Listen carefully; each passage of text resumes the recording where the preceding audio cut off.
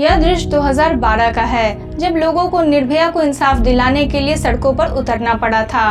और यह दृश्य 2024 का है, जब एक और देश की बेटी को इंसाफ दिलाने के लिए लोगों को सड़कों पर उतरना पड़ा है। पर आप यह मत सोचिए कि यह रेप केस 12 सालों में पहली बार हुआ है, इसलिए लोगों के अंदर इतना आक्रोश है। भारत में हर रोज महिला उत्पीड़न के मामले में 90 एवरेज केसेस दर्ज होते हैं। इसके अलावा और कितने केसेस होते होंगे जिन्हें रिपोर्ट भी नहीं किया जाता होगा। रोज 90 मामले दर्ज होने के बाद भी यह कितनी दुखदायक और शर्मसार करने वाली बात है कि क्रिमिनल्स हमारे देश में आज भी खुले घूम रहे हैं। वुमेन सेक्सुअल हरासमेंट को हमने इतना ज्यादा कॉमन और नॉर्मलाइज कर दिया है कि जब तक कुछ बड़ा ना हो जाए हम उसे गलत समझते ही नहीं हैं और यह सोचकर चुप हो जाते हैं कि औरतों के साथ तो ये सब होता रहता है। हमारी सोसाइटी ने औरत को सिर्फ नाजुक यानी फ्रेजाइल बनने की इजाजत दी है, वहीं मर्दों को सिर्फ कठोर बनने की। अगर कोई औरत स्ट्रॉन्ग और इंडिपेंडेंट बनना चाहती है तो ये सोसाइटी उसे अलग अलग नामों से बुलाती है, जिसे देखकर कोई और लड़की स्ट्रॉन्ग और इंडिपेंडेंट बनने की सोचती ही नहीं है। समाज इंसानों को गलत और बहुत गलत के बीच फर्क करना सिखाता है, ना कि सही और गलत के बीच फर्क करना।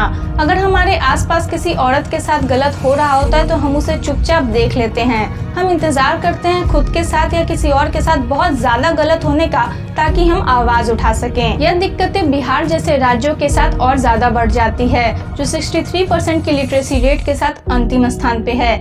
और राज्यों में कम से कम लोग मामले दर्ज तो करवाते हैं, पर बिहार में महिला उत्पीड़न का मामला लोग दर्ज तक नहीं करवाते हैं और दोष लड़की पर डाल देते हैं। 2017 में ministry of women and child development ने एक जेंडर वल्नरेबिलिटी का इंडेक्स तैयार किया था, जिसमें बिहार 0.410 की स्कोर के साथ भारत का सबसे असुरक्षित राज्य बना था। वहीं एनसीआरबी की रिपोर्ट की माने तो बिहार में हर साल रेप केसेस बढ़ रहे हैं, जहां 2019 में 730 रेप केसेस रिपोर्ट किए गए थे, वहीं 2020 में 803 रेप केसेस रिपोर्ट किए गए। एनसीआरबी की रिपोर्ट ने यह भी बताया कि 790 विक्टिम्स का शोषण अननोन पर्सन द्वारा होता है, वहीं 132 विक्टिम का शोषण उनके खुद के परिवार के द्वारा ही किया जाता है। रेप के अलावा बिहार में महिलाओं को दहेज और एसिड अटैक के लिए भी उत्पीड़न का सामना करना पड़ता है, जिसमें न जाने कितनों की मौत हो जाती है। इतनी सारी घटनाएं होने के बाद भी क्रिमिनल्स के खिलाफ कोई भी स्ट्रिक्ट एक्शन नहीं लिया जाता है। बिहार में 3.5 मिलियन केसेस पेंडिंग हैं, जिसमें से कुछ क्रिमिनल केसेस हैं और कुछ सिविल। बिहार में बढ़ते क्राइम का कमी लैक ऑफ लिटरेसी रेट यानी साक्षरता दर की कमी है।